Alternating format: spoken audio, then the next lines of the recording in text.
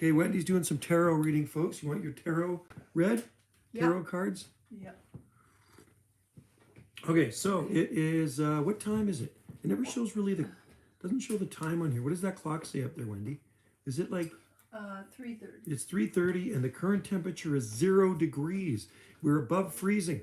It actually felt balmy out there today and it is now 0 degrees. And I'm going to show you what it looks like out there in a minute. Once we get a viewer in there, I'm going to show you what, well, I'm going to show you right now. We're in the Great White North. And the snow's starting to get wet, right? Because it was above freezing. So it's heavy. And no, I don't brush it off the palm. Just leave it on the palm trees. That's what it looks like right there. Palmy and snowy. Salt Spring Island, right? We had 6 inches. 6 inches of snow we got here. And I'm optimistic about oh, there we go. Pedro first. Yes, you are first, Pedro. Good to see you in there. You know what I was doing all day today? I was actually talking on my radio. Let me just turn that off. There. Seems kind of fuzzy for some reason. Jason posted a picture of his windmill palm. Oh, his windmill? Does he actually have a windmill palm? I thought he only grew a needle palm. I thought he only had a needle palm there. You know what? I'll show you our needle palms if you can see them. You can't see them. They're beyond those snowy windmill palms down there. You can't really see them. But anyway, I uploaded a video of the needle palms. You can see what they look like buried in snow. But I didn't know Jason actually had a windmill palm on. That guy's brave. He was asking about boxwoods, and I don't think boxwoods will actually grow there. I think boxwoods would die in Alberta. How's the picture here? Kind of looks fuzzy to me, kind of like faded a little bit or foggy. It looks foggy for some weird reason. Hey, Wendy, do you have this thing on a certain setting or something? Just looks kind of faded. I don't know why that is. Just a minute. Oh, there it is. That's better. I'll go here. There we go. That's going there. There. Whoa.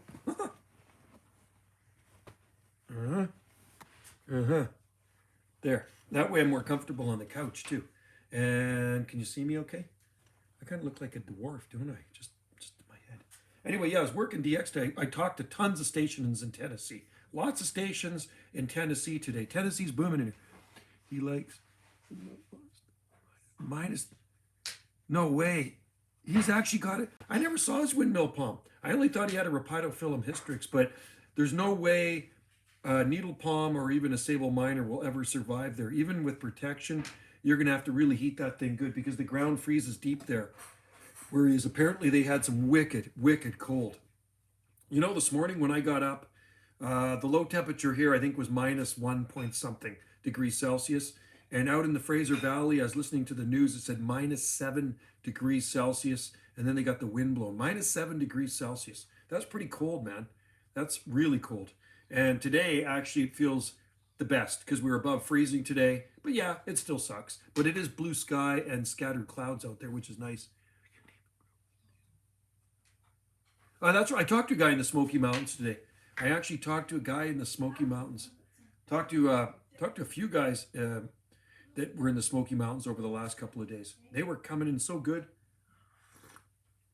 He was in Eastern Tennessee, and I think that's near North Carolina, right? Doesn't Eastern Tennessee kind of border North Carolina? I'm pretty sure it does. So, but, well, we'll have to see Jason's palm trees in the spring. If he claims that they're alive, well, then he can post pictures of them in the spring to prove that they're alive to us. Because I'm having my doubts. I have that bucket over top of a Phoenix canariensis. And if it was alive, I will be amazed. I'm expecting it to be dead, but I'm not going to unveil it till the spring. I got the bucket over top. It's dry, and the bucket's lifted about this much. There's mulch around it. I see a lot of palms in rough shape. I don't know.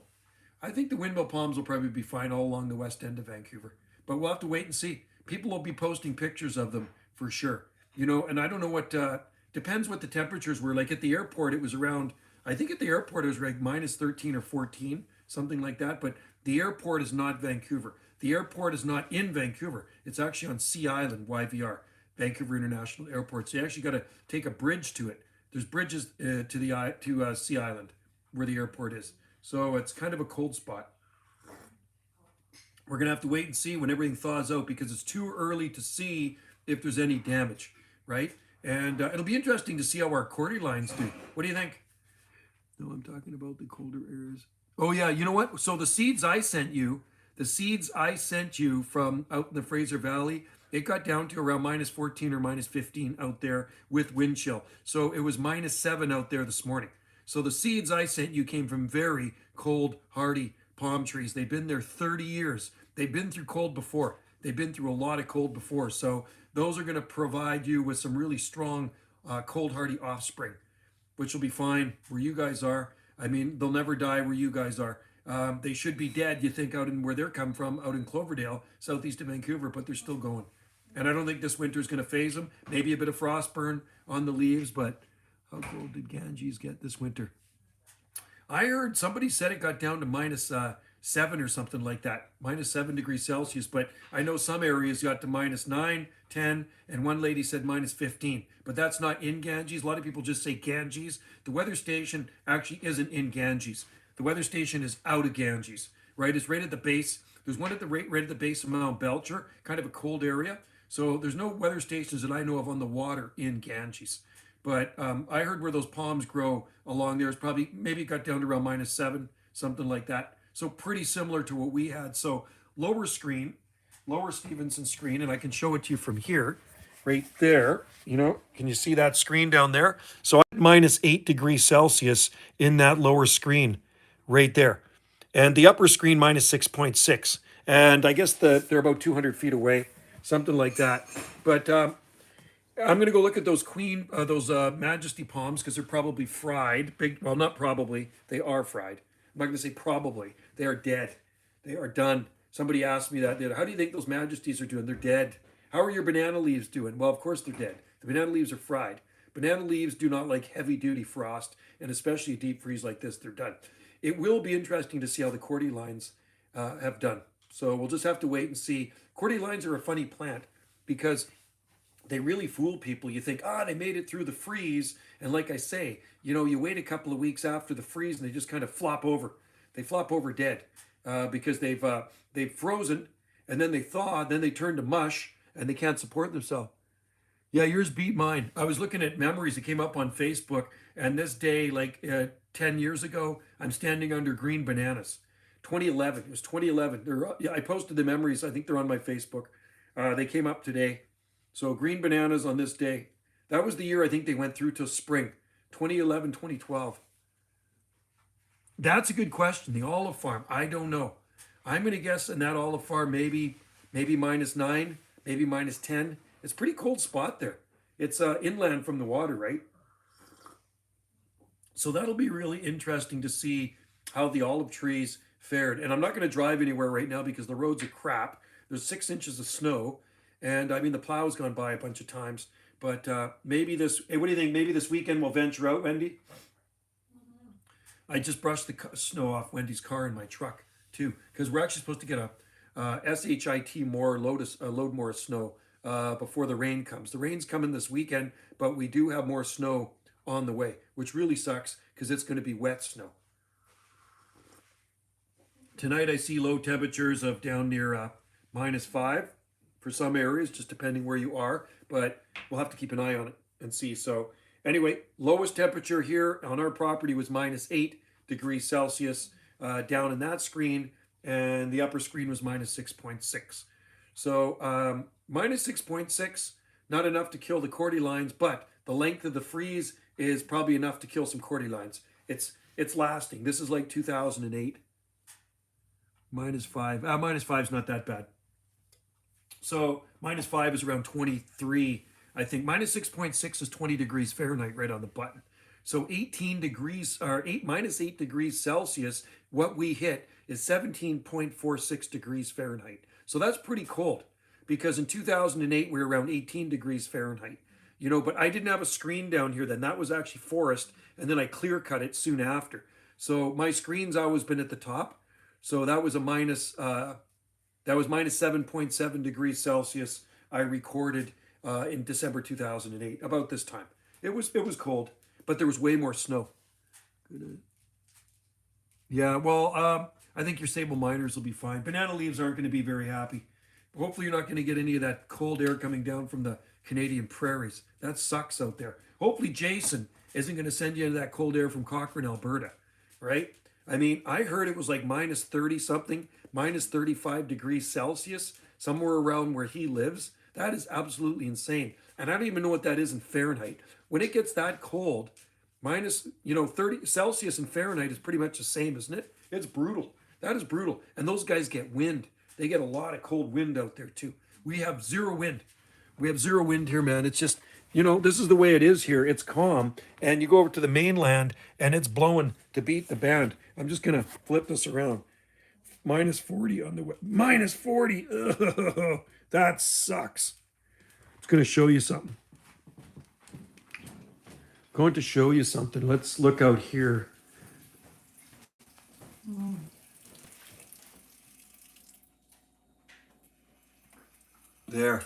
There's a snowy palm scene for you right there. What do you think?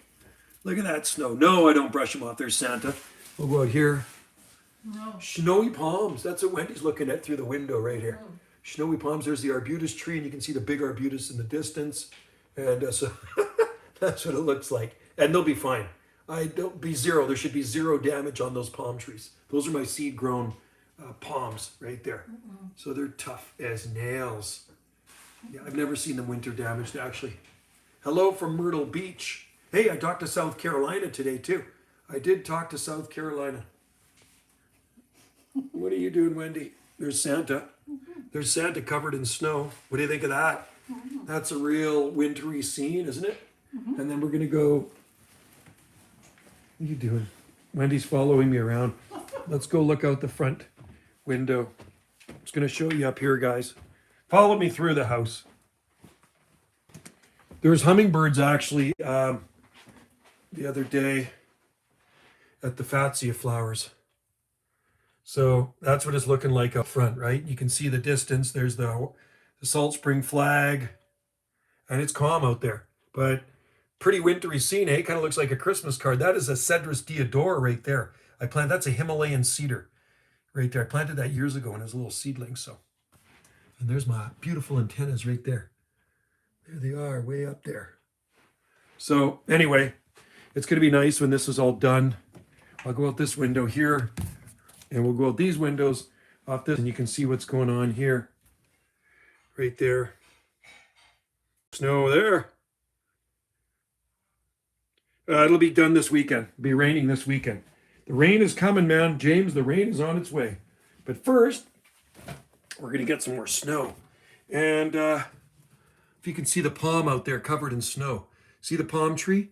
Right. I don't know if you can see it right there. There's a palm right there, a big one. And those behind it are coast redwood trees.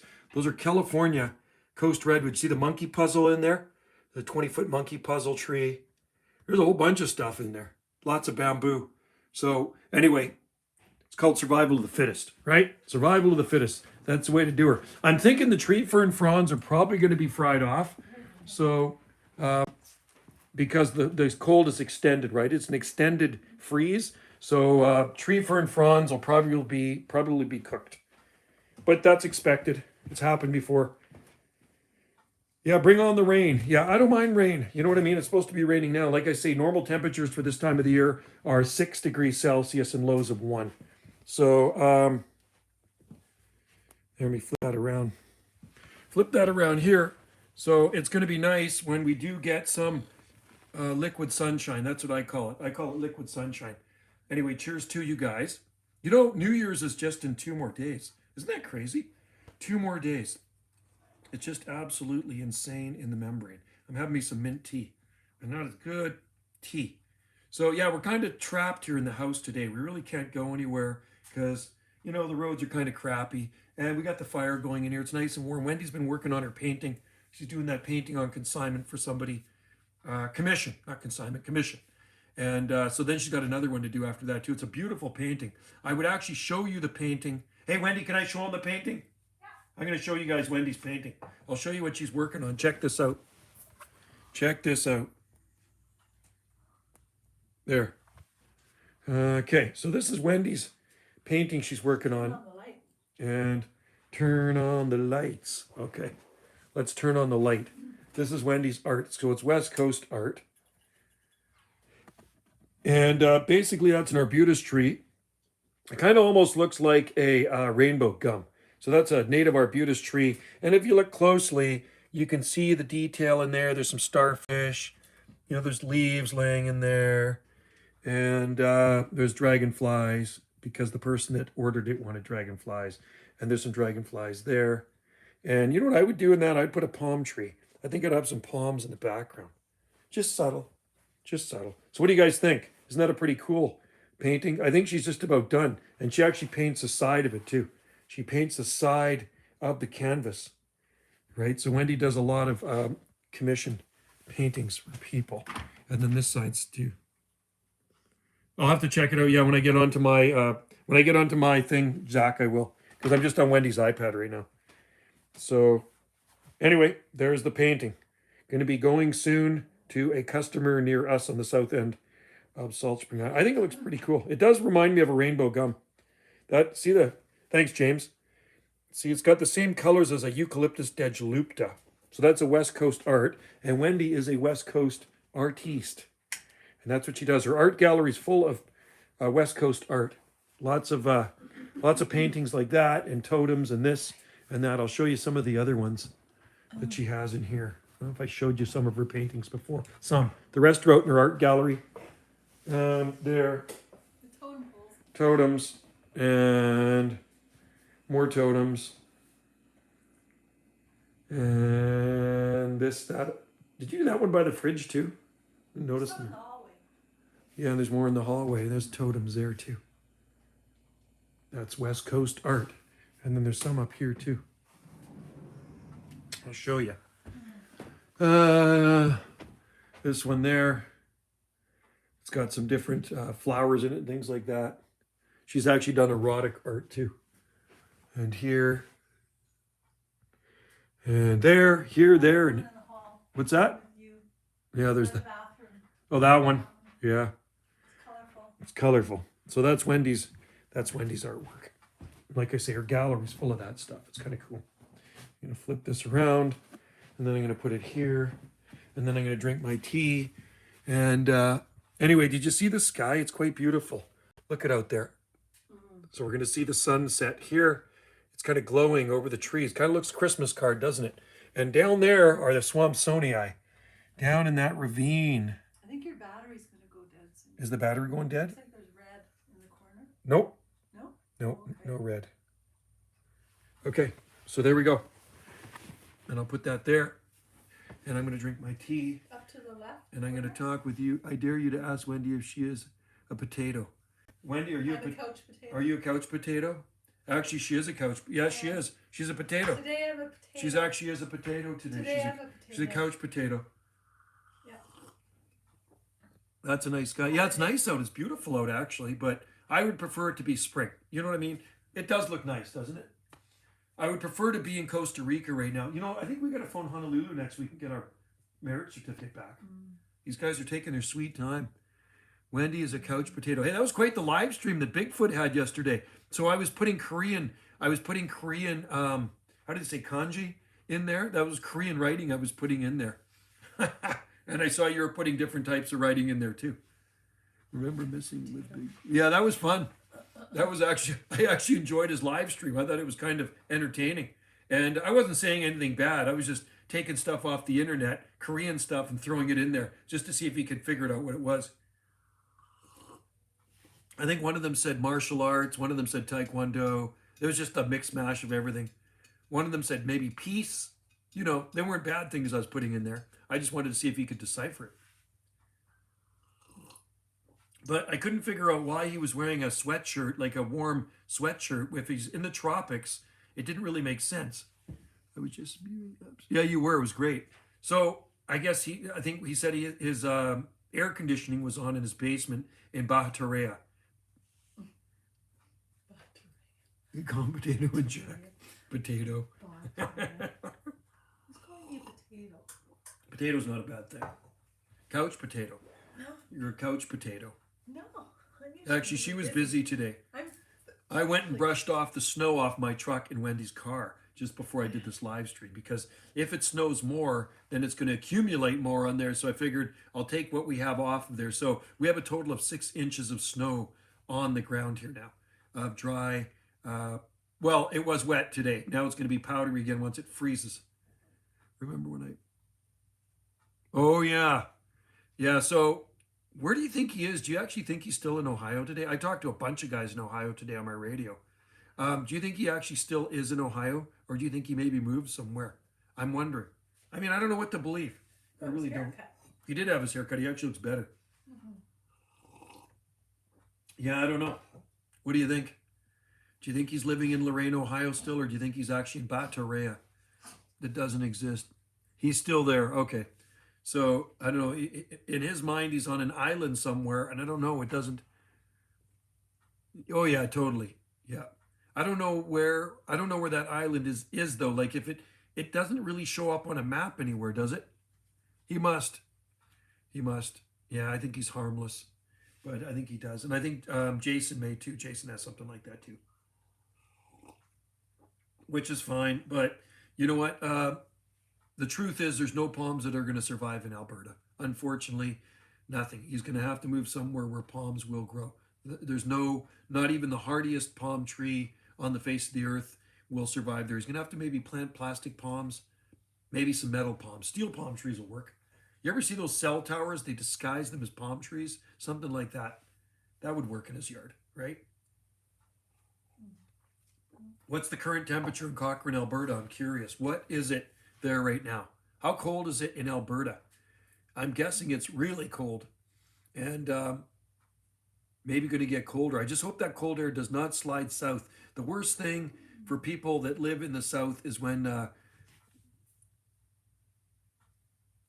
he might. I think he could. I think he could probably grow. And I'm not exactly sure where Lorain is, like the exact location. Is it in southern Ohio? It's -4 Fahrenheit there. Ooh, that's cold, man. And I'm sure there's probably some wind. So where is Lorain, Ohio? Is it like in the southeast corner, southwest corner? Is it in the middle of the Buckeye State? Whereabouts is it? You want to go outside, Kahu? Has he been outside? Not lately. No. Our dog doesn't like going out in the snow. No, he doesn't. He does not like it at all. He's a warm. He's a house dog. Look at this guy. You want to say hi? Tiny. Come here. He's just tiny. Come and say hi. And he had his haircut. North so Ohio, right on the lake. Okay. He gets pretty cold out He does there. not want to go He outside. had all his fur cut off. He does not want to go out there. So it's up by the lake. Oh, that's right too, because I remember him showing videos of the lake, and he said it was Florida, because he used to be in Florida. Some of the videos he said that was the Gulf of Mexico in Florida, and I'm thinking that doesn't really look like the Gulf of Mexico. These guys are out there and they got their heavy duty clothes on and stuff like that. If you're out in the Gulf of Mexico, you know, you'd have your shorts on, maybe a t-shirt. You'd be dressed for the Gulf of Mexico. Hi, Kahu. Matt McClown. There's little Kahu. Hey, Kahu says hi and wishes you Happy New Year. He's going out into the snow and he hates it out there. He does. He's harmless and he just, in his mind, maybe he believes what he says. Maybe in his mind, he is living on this tropical island. Who knows? You know, whatever makes the guy happy. You know, but that's why I said you should be live streaming from outside. You should live stream from outside so we can see the beautiful vegetation of Baja Terrea, or I can't even pronounce that island. Some tropical island. I don't even know where it is on the map. Is it in the South Pacific, or is it in the Caribbean, or is it by Bermuda? Is it in the Central Pacific? Where is that island? If you're to look it up on a map, what does it say? I'm sure I couldn't find it. It's like a make-believe place, isn't it? It's like Fantasy Island. That's what it is. It's like a fantasy island. People would. Yeah, he would. I agree. And I don't have anything wrong. I don't have any problem with the guy, you know, but you know what? Don't have 50 million YouTube accounts and don't BS, right? Just don't BS. Just say it like it is. You know, hey, I don't care if he's in Ohio. It don't make a difference to me. You know, if he's in Ohio, that's fine. Maybe you should experiment with some plants there. If he posted days of London, North Ohio. I know. I think he would probably get views. That is true. Nobody cares about palm trees growing in the tropics. We all know palm trees grow in the tropics, but if he actually posted some videos, you know, if he started growing palms and experimenting in Ohio, and I think that's what he wants subscribers, he would get more subscribers. You know, growing cold hardy palms in Ohio, how to protect palm trees in an Ohio winter, blah, blah, blah, etc., etc. And I think the subscribers would come. So Bigfoot, if you're watching, that's what you need to do. You know, experimenting with cold hardy palms in Ohio, right? And then shoot videos of them as they go through the winter, your protection plan, how they look in the summer or in the spring, give updates. People are interested in that stuff. They don't want to watch a make-believe island. You know what I mean? It's not that really interesting. I mean, yeah, if it was a real island in the tropics, we all know that there's tropical palms that grow there, so it's no big deal. Anyway, maybe he'll come to his senses one day, and what he'll do, he'll say he'll move back. He's moving to Ohio, and he'll go back to Ohio, and maybe he'll shoot some videos of palm trees he's going to try. I don't even know what the temperature is in Lorraine right now. Actually, I think it's mild there. I think Ohio is actually having mild temperatures right now. Even in Michigan, it's pretty mild. I think they're going to get theirs, but right now, at the current time, it's probably milder there than here. Right now, we're in our deep freeze. We are in the freezer, the freeze box. You know, and I'm sure glad I'm not living inland from the coast here, because it would be brutal. Then there would definitely be damage. But I'm going to have to talk to my buddy Phil out in Cloverdale, where I got your seeds. What? I'm going to sit down. What? I don't, or I'm going to go sit behind you, so you don't want me in the video. I do. No, I don't want to be in it. I want Wendy in the video. So anyway, I'm going to phone Phil at some point after the freeze, and I'm going to ask him how those palm trees are looking. You know, maybe a few weeks after the freeze, not right after the freeze, a few weeks after the freeze. My guess is that they're fine. There's probably going to be maybe superficial windburn to the tips of the fronds. I posted on Bebo palm tree pictures on my Trachycarpus. Oh, you got Nanoteals. Nice. I like Nanoteal. I got one. Supposedly it was a Nanoteal that was given to me in 1999 as a seedling. Matter of fact, the guy gave me a flat of them here at a Palm Society tour I had in 1999. He said, hand them out to people. I planted one in my garden. My neighbor had one. I don't know where it is. She's got tons of palm trees in her garden. And when I say neighbor, she's a ways away, but she's got a lot of palm trees in her garden. And I have one that's supposed to be Nanoteal. I don't know if it is or not, though. I really don't know if it's a true Nanoteal. And it's still going strong. It's growing in some pretty lousy soil. It's growing in very rocky soil. Cool. That's pretty awesome. Well, it's cool that they're growing trunks. You should try Trachycarpus nova, too. Trachycarpus nova are kind of interesting. They're very slim, very skinny trunks.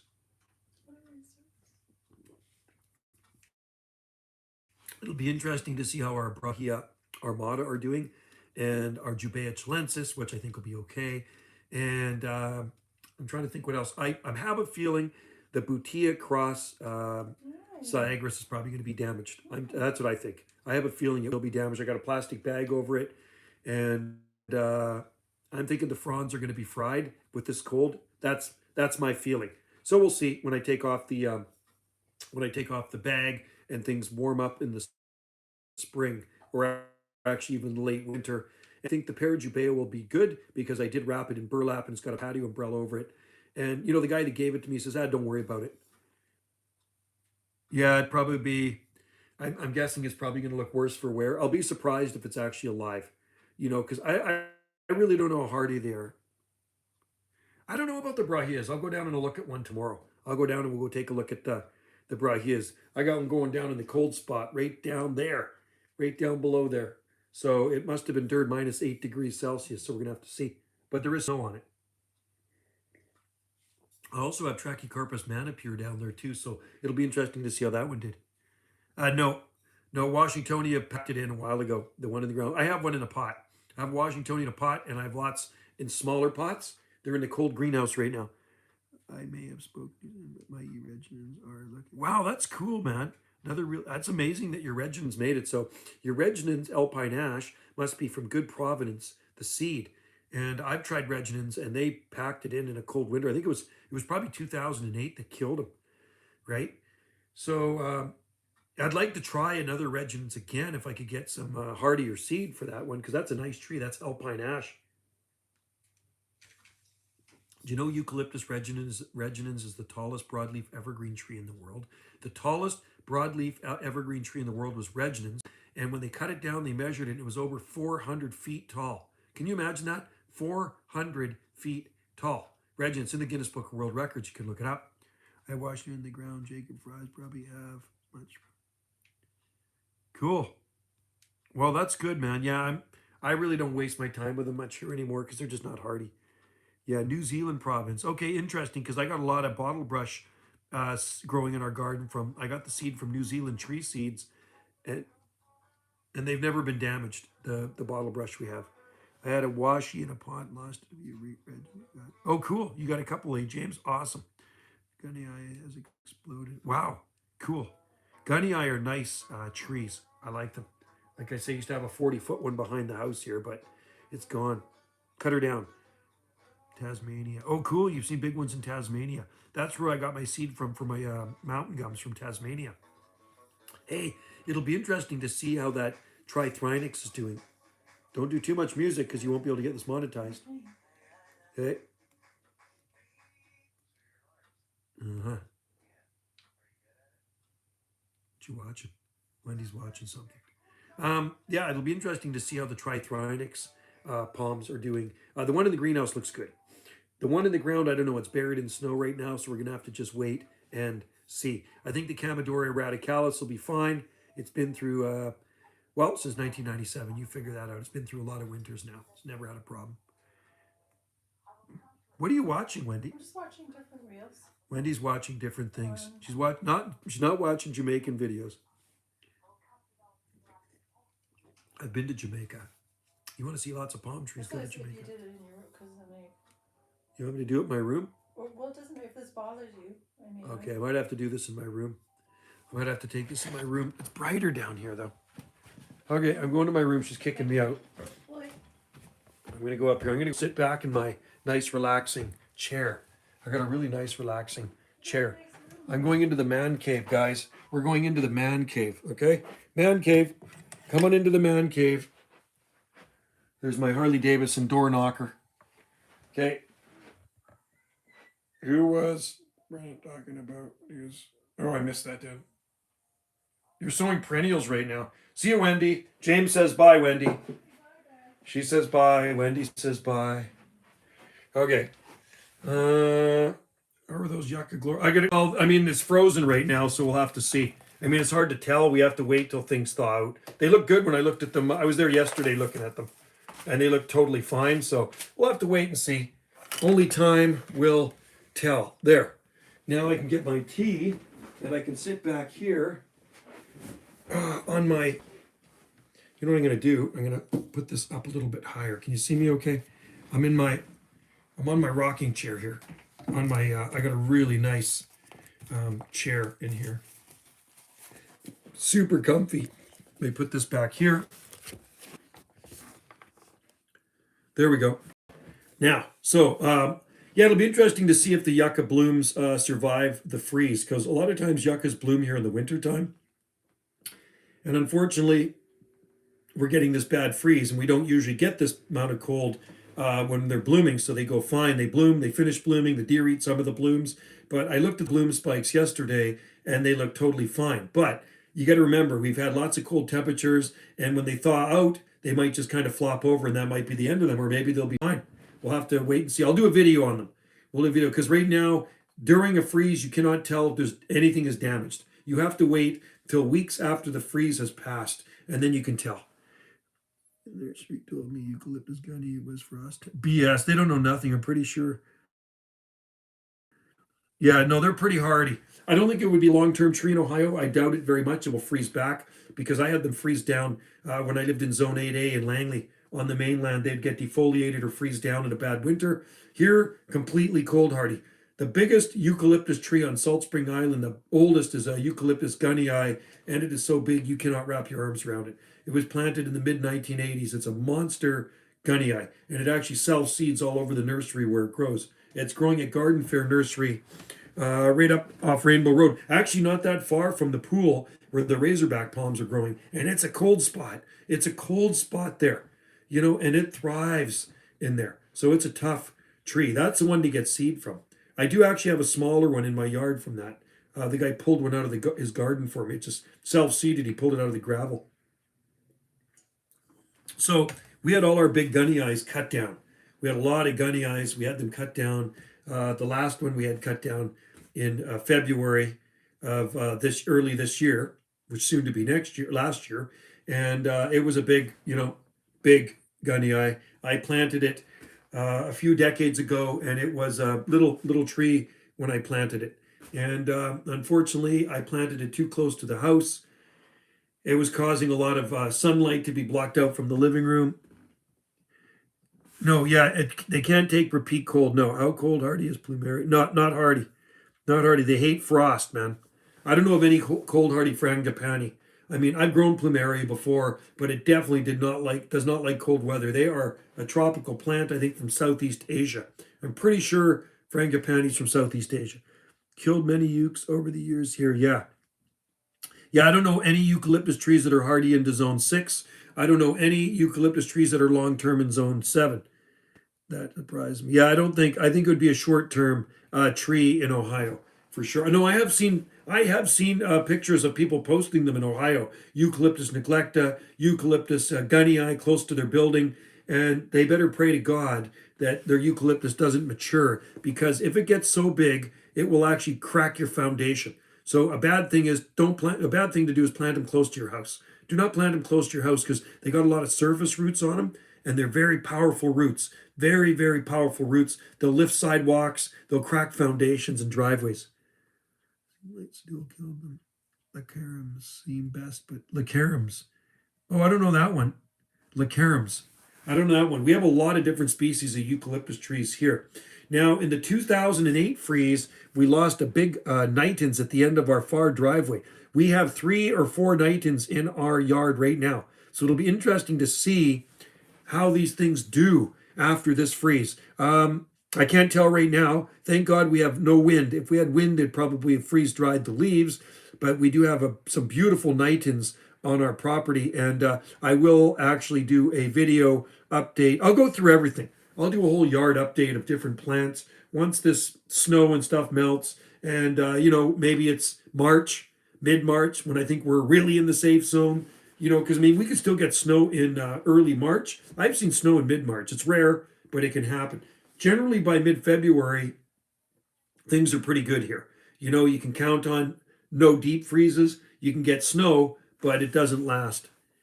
I love the mittens. Oh, you love the mittens? The mittens.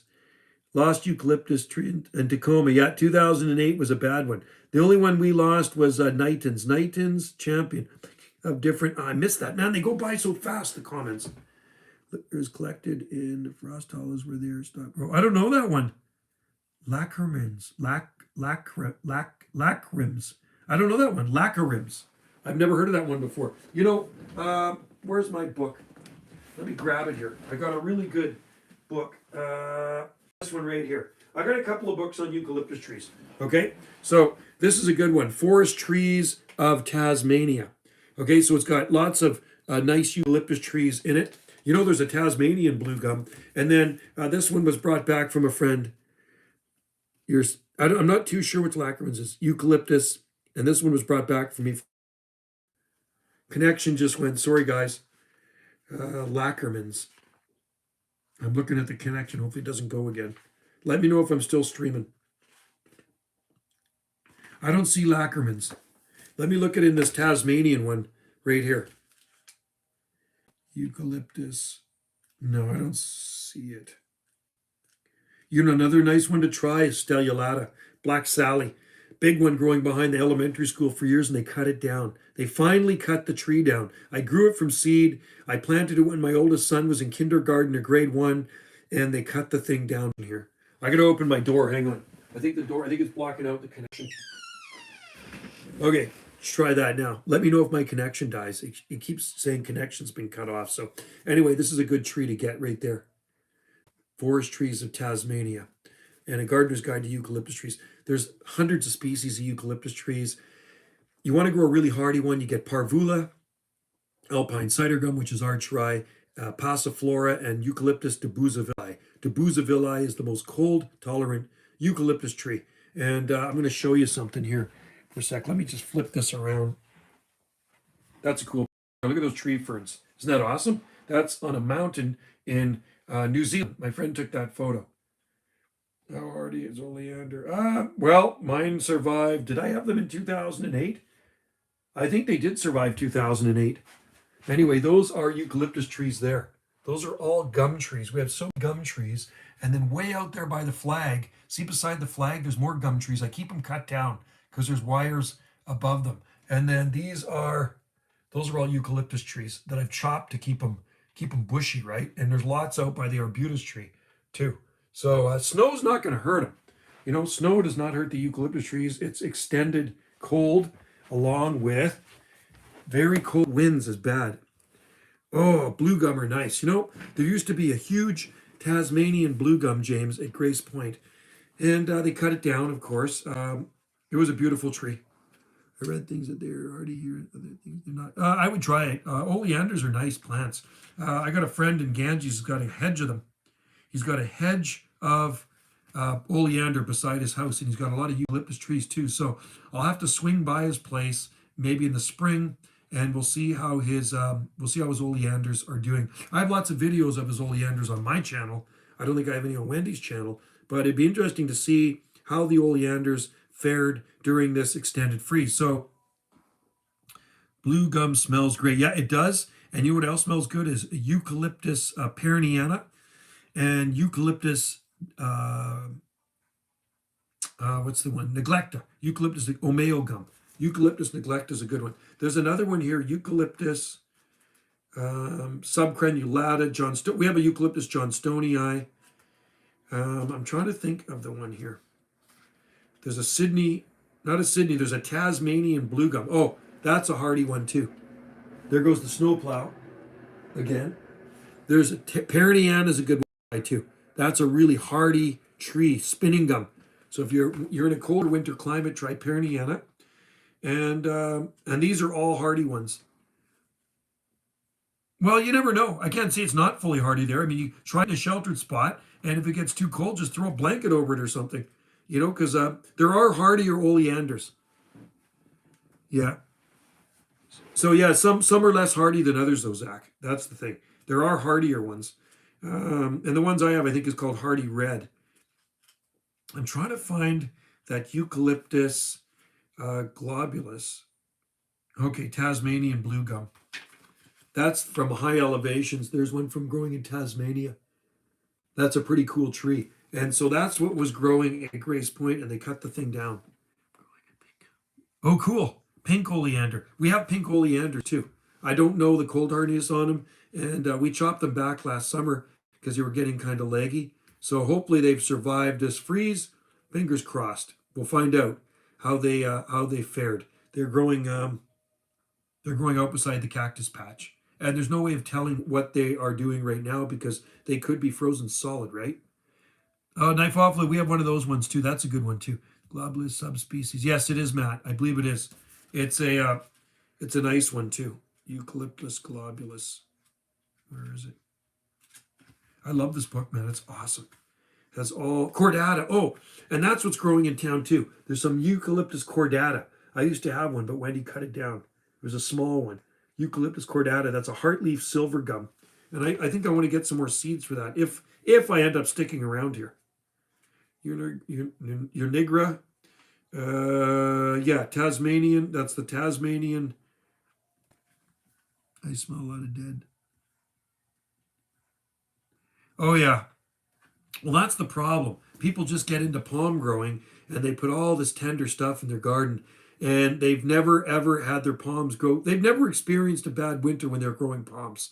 So in the back of their mind, they're just thinking it's all peaches and cream and every winter is going to be like La La Land and it's always going to be mild. But you know what? I know in the back of my mind that we can get some nasty cold. And I've seen it lots before. So you got to do your base planting of Trachycarpus palms and most every other palm, well, except Camarops, they're hardy. But a lot of other palms should be treated as experiment. 20, I have like 20 species. Oh, cool. Viminalis. Oh, nice. I think we have Viminalis too. And we have Caibiensis. What do you think those Mads look dead, man. They're done. Majesty palms will never ever grow here. Washingtonia robusta is not a long-term palm here. You know what I mean? Phoenix canariensis is not a long-term palm here. And the reason why is freezes like this. The daytime temperatures barely getting above freezing, and the nighttime temperatures when you get down to -6 and 7, and you get these extended freezes that last 5 or 6 days, that's going to kill your Phoenix canariensis. So in the deep south, it's different. You get down to -6 at night, right? Say 20 degrees Fahrenheit at night, but then you get up to 50 degrees Fahrenheit in the day. That's a big difference, and it has to do a lot with the sugars, how many sugars are in that palm tree, right? So in Texas, we'll say, I'm not going to talk about the bad freeze. Yeah, Butia is good here. I think the Butia is good here at providing, like in a freeze, you protect it. So I put an umbrella over ours. I got an umbrella. I got just a little rain umbrella over ours to keep it dry. And but Butia is not 100% in my garden, but in the mildest areas of Salt Spring, they seem okay. I saw it here in Myrtle. Yeah, in Myrtle Beach, I think they should be fully hardy. That's not a problem. Myrtle Beach, there's a lot of palm trees. But anybody trying to grow a Phoenix here on our coast, well, in a bad freeze, you're going to have to protect it. Really, you will. There's a big one growing southeast of Vancouver that was planted 20 years ago. And yes, he's got, I'm sure, protective measures in plan over it right now. That's what he has. In the works, before a cold snap comes, he has, he puts something over top of it, like some sort of structure, right? But on Tofino, there's a guy that grows a Phoenix canariensis, and I don't think he protects it over there. And we're going to have to see how, what's his name, Brian? We're going to have to see how Brian's Phoenix is doing in Tofino. It's got a trunk on it about this big now, and it's right in his front yard.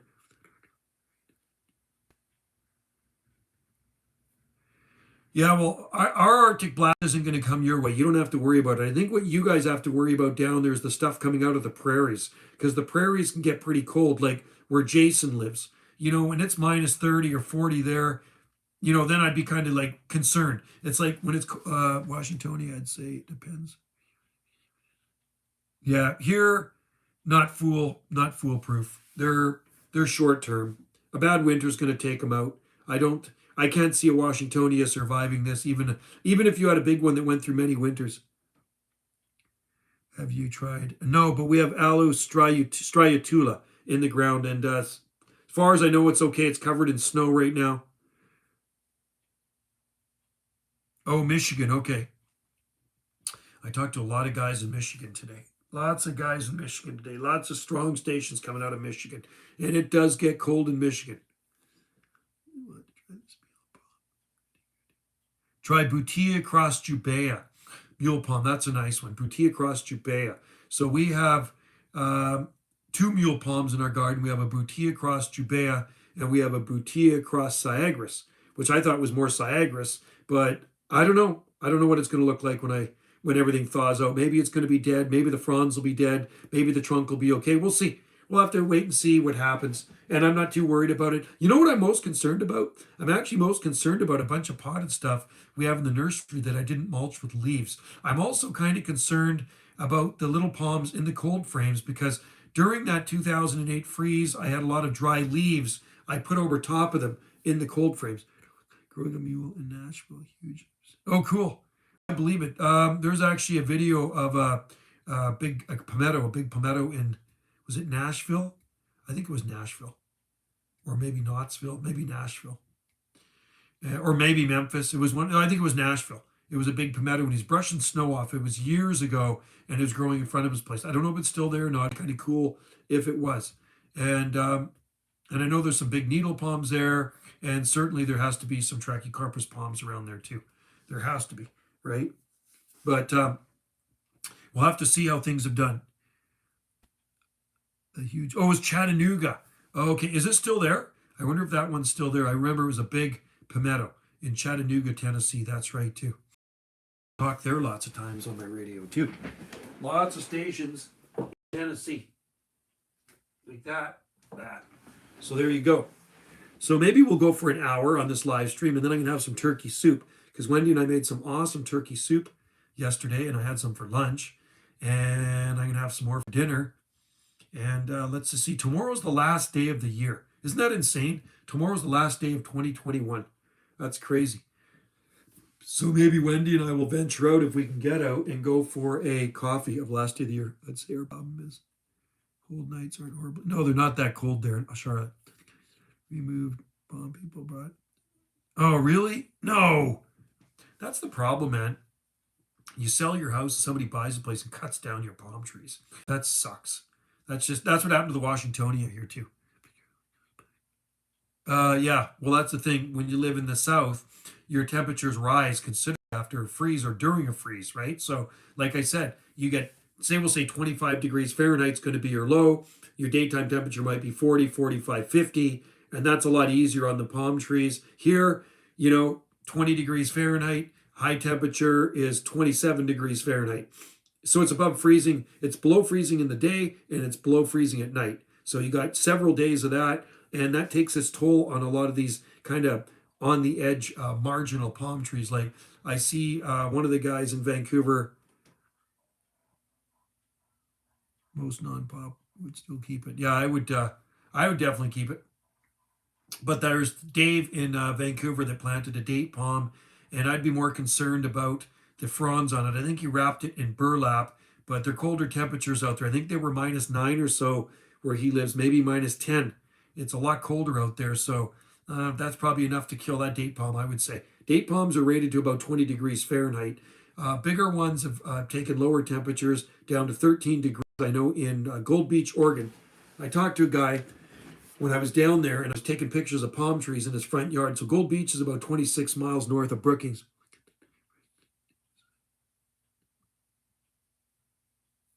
Yeah, see, you guys get the heat. So that makes a big difference. And that's better for the palm trees too, especially this time of the year. And we're not going to get that. And even like I say, seasonal here right now is 6 degrees, 42 degrees Fahrenheit, and a low of maybe about 35, 34 is our low, should be the normals. But we're well below that right now because of Mother Nature, Old Man Winter, Alaska to the north of us. She can be nasty. Alaska. And don't get me wrong, I like Alaska. I just don't like when she opens her doors up because that cold air comes straight down and it sits on top of the Gulf Islands. Wow, see, that's mild. So that's awesome. You got to like that. 70s. Wow. That's happened here too, Palm Nation. My friend, he's a real estate guy. He sells a house and two big palms for, yeah, I might stay that like that all winter in South Carolina. And anyway, there's these two big palms by the front entrance. The new people were going to cut them down. So the guy comes up to me, the real estate guy, he says, Joe, I want to hire you to move the palms. That was 16 years ago. And I moved them for him. And they're still growing beside the house where I put them. And he planted a bunch more than he sold the place. And then the new owners contacted me because they love palm trees. Thank God. They moved there from Ontario. And I moved a 20-foot palm tree beside their house and one with 8 feet of trunk. And they were thriving. They've never stopped thriving. And then the guy that owned the place, when I moved those palms for him, he planted about 5 or 6 more palm trees. So there's lots of big palm trees in that garden. And I always worry about people buying places here and cutting down the palm trees.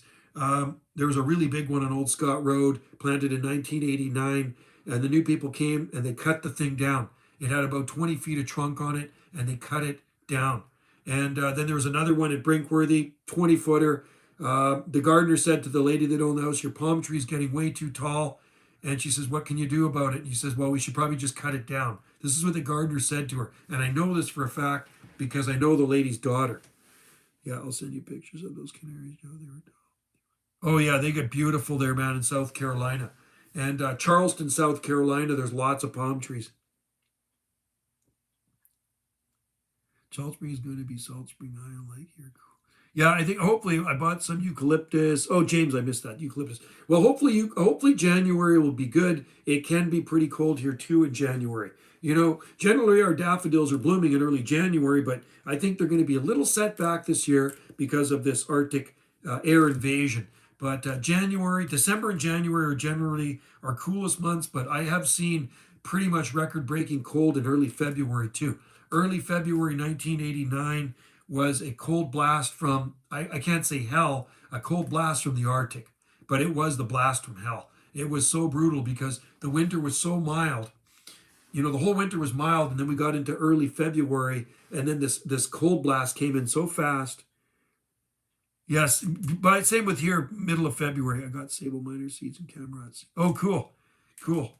Sable mine. There should be lots of camerods and sable miner in South Carolina, for sure. Seattle's coldest temps were achieved in February. February, yeah, we had some cold ones here. The coldest temperatures achieved here were December, late December 1968, and January 1950. It had some wild weather, James. Yeah, because you know in June we had that weird heat dome, and then we had the flooding all over the coast of BC. We didn't have any here.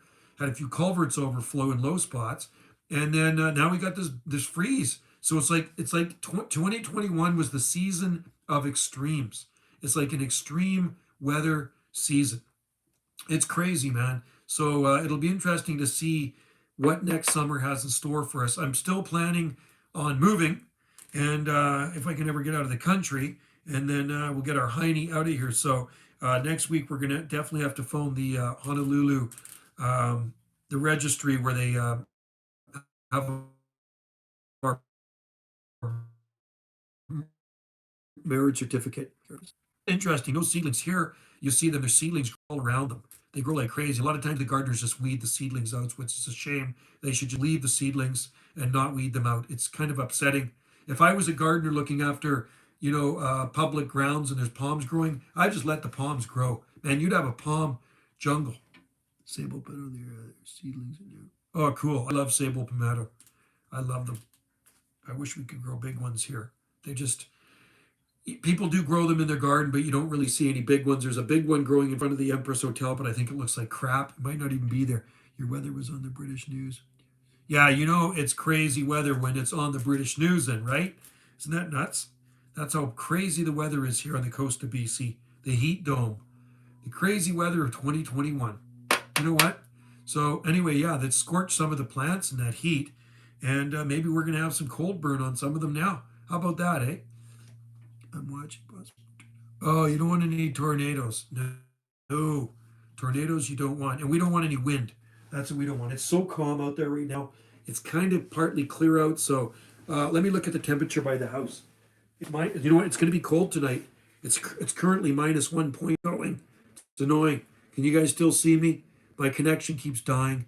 I don't think I'm streaming anymore. I think I might be done. Oh, there we go. How's my connection? Can you guys see me? Lytton got up to 121 degrees Fahrenheit. Lytton was the hot spot. 121, I think it was 121.1 degrees Fahrenheit. And Lytton, the whole town pretty much burnt up. I don't think Lytton even exists anymore. It's all burnt. Okay, but there is some unusual weather. There's extreme heat and cold. It does dawn. It's crazy. And flooding.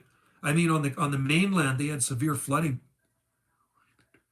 Yeah, they're fun to watch as long as they stay away from your house. That's the thing. Stay away from your neighborhood. You got to view them at a distance. It's kind of like that windstorm we had here. It's crazy. They had a lot of flooding over there. Now they're in a deep freeze, and the weather is so much more brutal where they had that flooding out in Abbotsford. That's about 40 miles. That's probably 40 miles southeast of Vancouver at least. And it gets cold out there in the wintertime. That's zone 8A. It's brutal cold. My friend messaged me the other day and he says, Joe, I sure hope my palms are doing okay. Planted them 30 years ago and he doesn't remember seeing it this cold and windy. This cold with the wind. It's really cold. The temperatures were just absolutely brutal. I think he was down to like -17 where he was or something like that. So they are locally grown palms. So it'll be interesting to see. I says, keep me updated. Send me some pictures of these things. They were planted small, grown from Vancouver seed.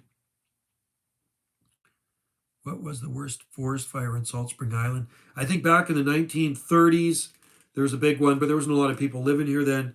And I think there was a big one back in the 1960s, back in 1961 on the South End Mountains. And then there was one in 1981. I had a huge tornado hit directly in my house. But it didn't damage your house. You're lucky, man. Very lucky. Yeah, so since I've lived here, there's been smaller forest fires, mostly caused by smokers, because it's pretty rare that we ever get lightning here. Well, that would be crazy if your house got hit, though, man. It would just like totally destroy tornadoes just totally flatten everything, right? That's pretty scary. I mean, losing everything too does suck. Plus, it would rip up your garden. Rain totals. Yeah, lots of rain. It was really dry in the summer as usual, but lots of rain in November. November, we had I think we had 14 inches of rain here. That's a lot of rain. I'll take the rain over this cold and snow, though. You know what? I'm kind of done with the snow now. I'm kind of done looking at the snow. I don't know if people can look at this all winter long. There's people that look at snow all winter long, and that's not me, man. I can't do that. It's just like I get burnt out from looking at snow. I want to look at green. So I'm going to be happy when all this crap is melted and I can see our green garden again. I can walk up there and shoot some videos of the green garden. And I shot a video yesterday, of a sapsucker on the tree right out the window there. And he's been pecking at the same spot on that Douglas fir. And the sap is flowing out of this tree where he's pecked a hole. And your well is good. Oh, yeah, the well's going to be full. Our well is 200 feet deep. And there's lots of water in there right now, and our tank is 1,200 gallons, so it pumps from the well to the tank. So static level in the well is probably 20 feet from the top, something like that. So there's 180 feet of water in a 200-foot deep well. And the well's casing's about this big around, 200 feet down into the ground, right? Drilled. Hit my house. Wow, F1. You're lucky, man. We see you. Okay, good. I'm glad you guys can see this thing still streaming. Still streaming. I won't go too much longer because I'm going to go get some turkey soup. I got to see what time it is. Trees torn down. I bet. Oh, yeah, they rip trees out from the roots. I heard they pick up trucks and everything, man. Pick up trucks, cows. There's everything spinning around in a tornado. It's like a big blender. It's like a big, like a big blender you might make a milkshake in, spinning around, and it just kind of goes around and it just sucks everything up like a vacuum. And I think it just kind of spits it out the top, right? Isn't that the way a tornado works? Sucks it up, spits it out, grinds everything up in there too. So you got to think there's chunks of sheet metal in there, like roofing. There's 2x4s. There's probably the kitchen sink in there. There's toilets. There's cows, maybe the odd person, and cars and trucks. That would just suck. I mean, the wind speed is insane. Are bad. Yeah. And there's really bad. Isn't there an F4? La Nina has set up as predicted. Yes, it has. This is La Nina, the Antichrist to El Nino, right? We are getting it right now, Don. We are seeing it. As reach spins 300 miles an hour. That is crazy. That is crazy. I'm going to show you the temperature of Stevenson's screen right now. Let's go see. So beside the house is -1.2. Let's go look at the Stevenson screen. Right now, I'm going to turn this around. This is a weather station. Oh, isn't that interesting? Look at that. So it's warmer in the screen. We had an F4 here back in 2015. Magnolia grandiflora. Yeah, Magnolia grandiflora is perfectly hardy here. You'll never, ever kill it in our worst winters. I bet we get more snow this. Oh, yeah, we'll get more snow, Matt, I'm sure. So there's the weather station right there. I like to use Oregon Scientific. I have 2 Oregon Scientific weather stations. They're really good. I've always used them. So it's -1.1 degrees Celsius. The weather station from this screen, from this unit here is well over 100 feet away, right? So it's not near any heated buildings or anything. So -1.1 in the upper garden right now. And I know it's going to be colder down to the bottom of that slope. So 82% humidity. We have sun and cloud. Inside, it's 21.1 degrees Celsius, 24% humidity, and that is the time, 4:36 p.m. This one actually has a green flashing light that comes on it when it gets too cold, right? It kind of warns you, and same with the other one too.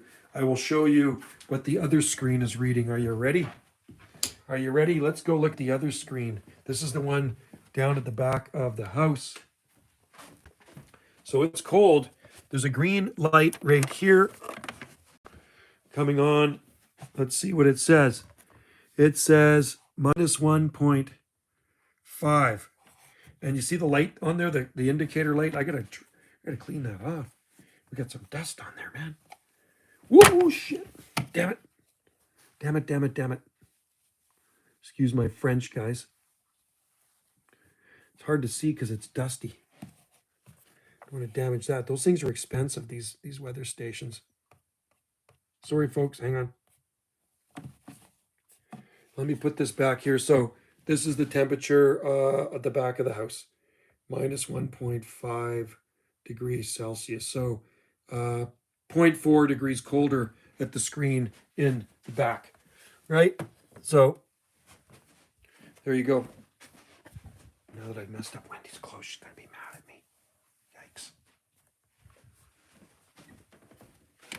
Okay, let me get back into here, and then I will finish off this live stream soon. You guys can see me. There. So that's how cold it is here. So you know what's really interesting? It's actually, it says minus 1.3 beside the house right now. So it's actually colder. There's some cold air sitting beside our house right now. Oh, I like guava. Pick those in Hawaii, man. Oh, we have pineapple guavas in our garden. They should be okay. We have two Feijoa Celowiana. And that's another one you might want to try in Tennessee is Feijoa Celowiana is the pineapple guava. They're actually a really cool plant. Nice flowers. I think you can actually eat the flowers too. And the fruit is edible. The fruit is actually supposed to be really good. We have two of those. Pomegranate's a good one to try. Loquat's a good one to try where you are. Figs will grow easy where you are. And I mean, there's a lot of cool fruits you can grow, and some hardy citrus too. Some hardy citrus trees. I think they taste a little bit different, and they're supposed to be very good. You know, honestly, I've never tried one before. Ours have never produced fruit because I've never had them in the ground long enough. Well, Wendy's had one in the ground about 6 years, but she had it in a really bad spot, so I moved it to a better spot. It just was stressed growing under a big tree. So I moved it to a better spot at the back of the house, and now it's growing better. So hopefully next year we'll get some flowers on them. I have two. I think it's better to have two for pollination. And I heard the fruit is really tasty. You can look up pineapple guava, and it'll describe what the fruit tastes like. And no, I don't ever recall actually eating a pineapple guava. I've seen them. I've seen videos of them, and there's big bushes of it in people's yards here, but I've never actually eaten it. So hopefully ours will produce one day. Hobo in a morgue. Yeah, well, I want him to post a picture. Did he actually post a picture of his windmill palm? I want to see it. I want to see what it looks like. I mean, I've seen fried leaves on windmill palms, and it's not a pretty sight, man. You know, and I don't think any of our windmill palms will be damaged. I honestly don't. The only ones, like I say, I'm concerned about are the ones in pots. That's what I'm kind of concerned about. The ones that I didn't mulch. Like in the cold frames, I probably should have thrown some leaves in there. Oh, you sent it to me in Messenger. Okay, I'll go check it out. He should be posting it on people who love palm trees. I want people's opinion on that one. Well, I mean, if you know anything about palm trees, you can actually spot a dead palm tree a mile away, right? So if it survives, wouldn't that be something else? If it survives and then it flowers one day and then he dusts it, it's a female, and he produces seed, and it produces the most cold tolerant windmill palm tree on the face of the earth from Alberta. The Alberta strain. So there's the Bulgarian strain, and then there's the Alberta strain of windmill palm tree. Can you imagine that? Or needle palm. What do you think of that? I know he keeps trying to want these different plants for his garden. He messages me, how about boxwood, and how about what palms will grow? It's like, you know what? I don't think boxwood would grow there, man. I mean, boxwood grow like weeds here, but it ain't going to grow there. And it's more than snow. Snow's not going to hurt him. It's the extreme, brutal cold there. I mean, that cold there will kill people. That's how cold it gets in Alberta. If your car broke down and you're in the middle of nowhere, they do. They actually do smell bad once it warms up. They do. I know that smell of fried palm fronds. I've smelt it many times at my last location. It's an awful sight. Then they turn all brown. It's just terrible. The smell of death on a windmill palm. But you know, Alberta gets so cold, and in the prairies, like I say, if you broke down, and I'm probably no different in Nebraska or Montana or North Dakota or Wyoming, if you broke down in the middle of nowhere and you were stuck in your car and you didn't have any means of heating, heat, say you ran out of gas or something, you could freeze to death. That's how cold it gets in Alberta, man. And that's unheard of here. People don't freeze to death on our coast. There's nobody ever froze to death on Salt Spring Island. There has been some frozen water pipes on Salt Spring Island. Like, I'm sure there's going to be frozen water pipes. I bought fried majesty once. I bought a fried majesty once that took. Really? Wow. Well, I think the majesties. Oh yeah, no, you don't want to. You're totally screwed, man. If you get lost in Alberta, you should not be out in Alberta in this weather unless you are dressed for it. You're gonna have gloves that are good down to -50. Maybe have some sort of little propane heater with you. You might have to use, I don't know, matches, a sleeping bag that's good to -50. Because you do not want to be trapped in the middle of nowhere in -30-degree weather, because that will definitely freeze you. No. Yeah, nobody would die. Like nearly 900 people died in our province from heat stroke in June. Do you know that?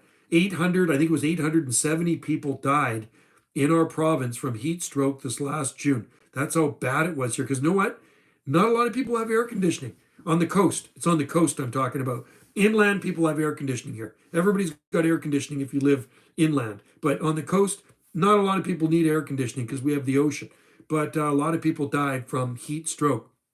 It was sick, man. Like that heat, I just could not get comfortable. And I just pray to God we do not get heat like that again next year, man. You know what I mean? And if we move to Costa Rica, it's always going to be hot down there, and I'm just going to be used to it. Here, I'm not used to it. I'd have to acclimatize to the heat in Costa Rica.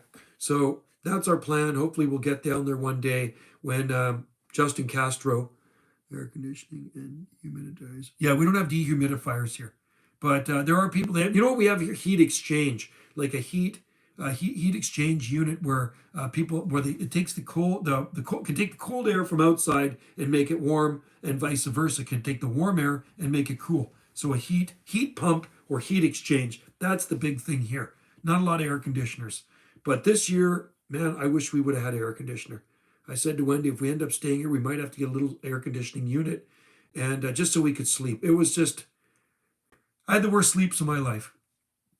It was absolutely brutal, man. You know what I mean? You need an air conditioner in that kind of heat. And in Toronto, everybody's got air conditioners too, because they have the heat and humidity. Like where James lives, and Pineapple Dan, and Scott, and I think, what's that other guy's name? There's a bunch of them that live in Southern Ontario. They need, and Sandor, they need air conditioning there, because it just gets really hot and humid, right? Here, you just open up the windows, and the ocean's right across the street. I think I gotta go get some soup. I'm getting tired sitting here. Hello. Couldn't stand the fire smoke all that. Oh, so you got a lot of fire smoke there? We got a wood stove here. That's how we heat our house. That's the only way we heat our house here, is with a wood stove. It gets extremely bad here. Oh, the humidity does, yeah. I bet. The heat and humidity. Yeah, that's killer. Well, I'm glad. You know what we did that hottest day? We walked across the street to the ocean, and we sat in the beach, sat in the ocean, went up to our necks. I hope we don't eat like that again outside a couple of nights. It was gross, Dawn. It was absolutely disgusting. Even the dog, man, I felt sorry for the dog. So we took the dog across the street. We took him down to the beach, and he just jumped right in that water, and he was so happy. So it was so nice, just refreshing sitting in there. It's like, oh my God, thank God for the ocean. The lakes were too warm. I wouldn't even want to go into the lake. But somebody said it was like warm, like bath water. I go, no, the ocean was really nice. So anyway, guys, I'm going to roll. I'm going to go eat some turkey soup. Turkey soup with carrots, Brussels sprouts, mushrooms, onions, potatoes, stuffing. When it's 105, yeah, it'd be wet. It'd be like, hey, negative Neptune, good to see you in there. Yeah, 99% humidity would be like being in a wet sauna. Good to see you in there, negative Neptune. I haven't seen you in there for a long time. So we got a lot of people on this live stream today, which is good. This is Wendy's live stream. Wendy doesn't really live stream much. She has when she was painting. Wrong account. No, this is a good account. This is Wendy's account. This is Wendy's channel, and I live stream for her on this one, just because she doesn't really live stream. She doesn't like to talk as much as I do, and she knows I like to talk, right? So anyway, I got the Garrett. Is Garrett in there? Garrett, hello, Garrett. Garrett in Georgia. Did I talk to Georgia today? Yes, I talked to Georgia today. I sure did. I was talking all over that place. I talked to, like I say, a bunch of guys in Tennessee today. Oh, Garrett is negative Neptune. Oh, okay, cool. That's awesome. Anyway, guys, I'm going to roll Garrett and everybody else in their negative Neptune. I like that name, negative Neptune. That's kind of a cool name. You guys take care. I'm going to roll. I need food in me now. So I'm starting to get hungry and I throw another log on the fire. That's what I'm going to do. And starting to get dark here now, guys. Let me show you what it looks like out there. Just starting to get dark. And I'm going to flip this around here so you can see what it's looking like out front. Wendy's down there. Hi, Wendy. Say goodbye. Oh, bye. Bye. Wendy says Happy goodbye. New Year. There's the fire. Hope That's everyone has what a it's looking like. birthday. And then you can see out that window there. Yeah. Happy birthday and Banana Fest. Wendy had her birthday. We're gonna have a New Year. Well, We're gonna have a Happy New Year. That's what we're gonna have. I wished a lot of people. Very soon. Yeah. See you later, James Clayton. Bye, guys. Is there snow? Yeah, there's snow on the ground there, GD Gardens. Look at that. 6 inches of snow on the ground, man. Check that out. We're having turkey soup. I bought a stone pine. Oh, stone pines are cool. We have a pine nut. We have a pine nut, and we have a big Austrian pine. We have a few pines out there. Native shore pine I planted here years ago. Yeah, so it's wintry here. GD Gardens, very, very wintry. That's what it's looking like here. So, anyway, I'm going to close off this. Let me walk through the hallway here. I'm going to close off this live stream by facing it to some snowy palm trees. And it's cooler in the kitchen. First thing. There it is, folks. Anyway, thanks for joining in. And Wendy, James is hungry too. You can join us for some soup. Join us for some soup. You know what she's got? You know where we keep the soup? No, Keep the soup out there. we're just having. It's cold out there. Look at the snow, man. Like, look at the snow on the deck. Look at how deep that is. Look at this. That's what it looks like here in the Great White North. Crazy, We huh? have an outdoor refrigerator. It's an outdoor refrigerator. That's where we're keeping her. Anyway, that's what she's looking like. I can feel the cold air coming in, man. It's cold. All right. Catch you later, Matt. Have a good one. Thanks for joining in the live stream. And I'll see you guys next time. That was a good live stream. It kind of faded away a little bit, but then it kind of came back in there again. So, all right. Cheers to you all. And stay warm out there. And hopefully I'll see you before New Year. I'll put it at this window too.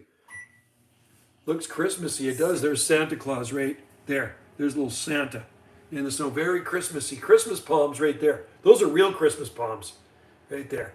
Windmill palms in the snow. Remember, I planted those as little babies a long time ago. All right. Thanks for watching. See you next time, guys. It's been a slice.